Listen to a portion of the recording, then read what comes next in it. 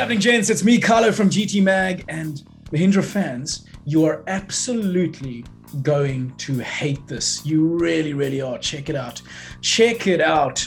The brand spanking new and awesomely cool Mahindra Karoo Dawn. How sick is that bucky? It is outrageous. It seriously is. And hold on, there's more. It comes with a best friend called the Dusk, which you might have seen already. That was launched a few months ago. But then this, the Karoo Storm. I mean, seriously. 2 new derivatives of the Mahindra Karoo. I'm literally in heaven. And you're thinking, but Carlo, I don't understand. Why are we going to hate this news? It seems like very good news. Well, you're going to hate it because your boy was disrespected.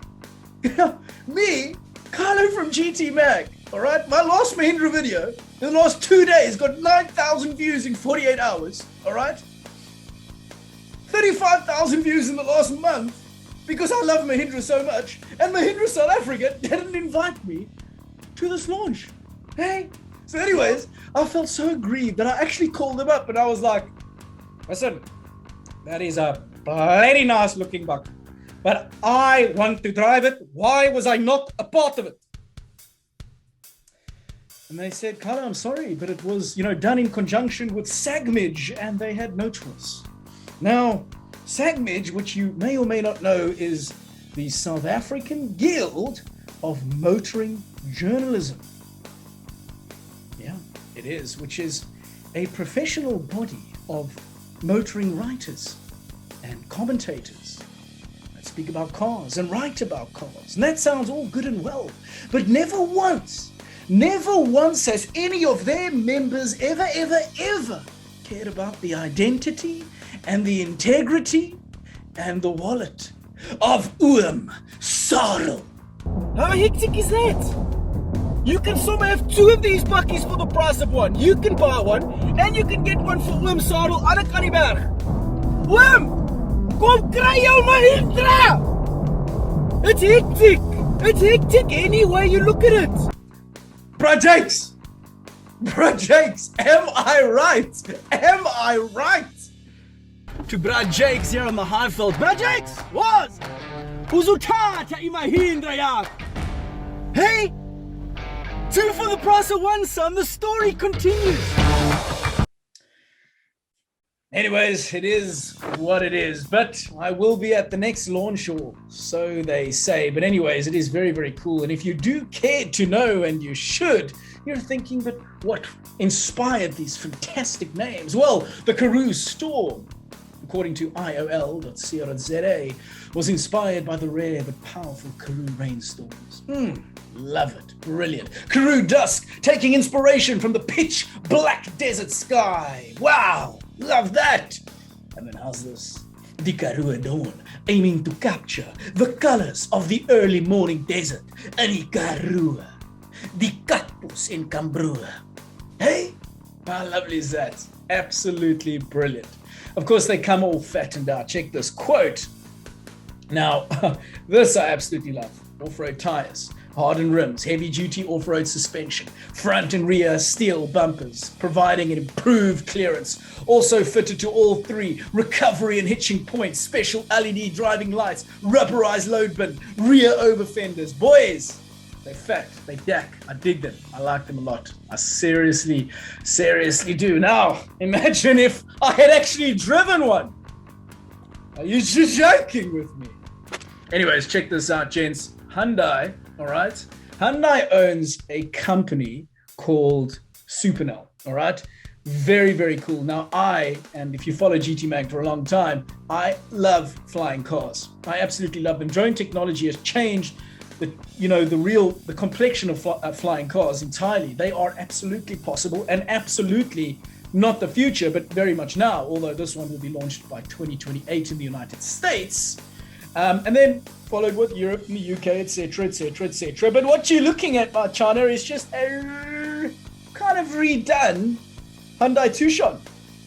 All right, so if you drive a Hyundai Tucson, this is what you could be driving in future. I dig it. I dig it a lot. Check this out. Quote at topgear.com. The car division has roped in top automotive designers to develop our eVTOL vehicle for manufacturability and widespread public acceptance. In other words, make it cool and make it achievable. Absolutely, it is cool, and you would imagine very achievable, so just do it! Someone launch one of these things! I mean, how many of these do I have to report on until it is launched? I mean, come on! Anyways, check this twat over here. Also, topgear.com reports, I just read this over here. Man shelters from record heatwave by idling G-Class all day for the aircon. All right?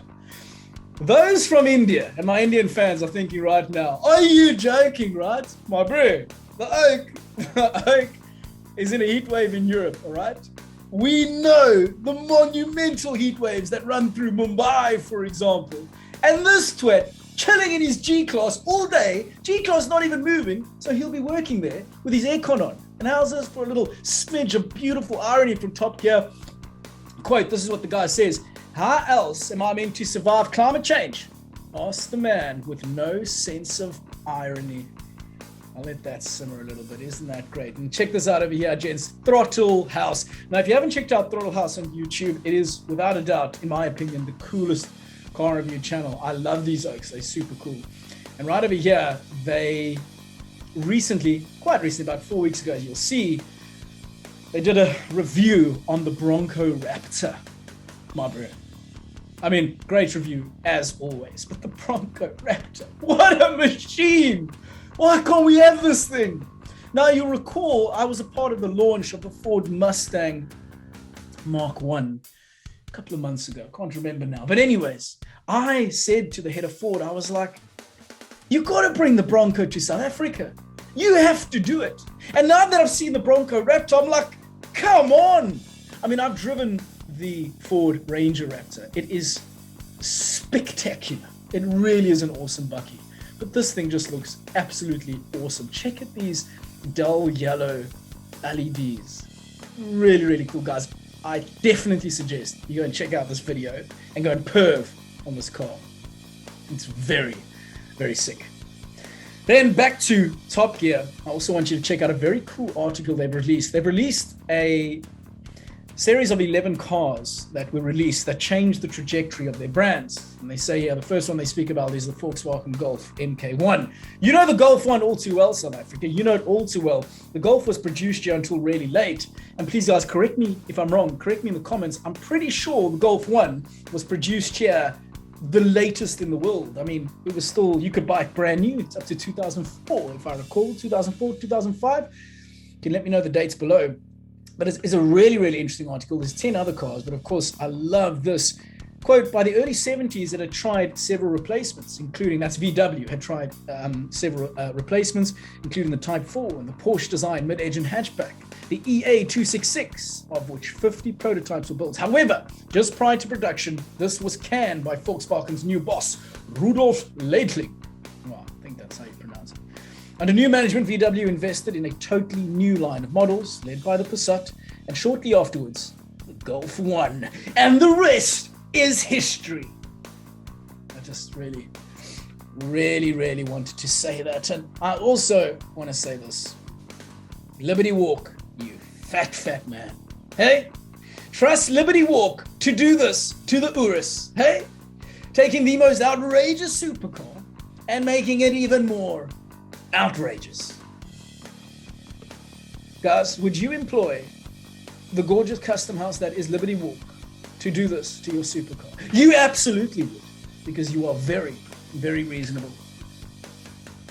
That's all for last week in cars this week, guys. Until next time, look after yourself.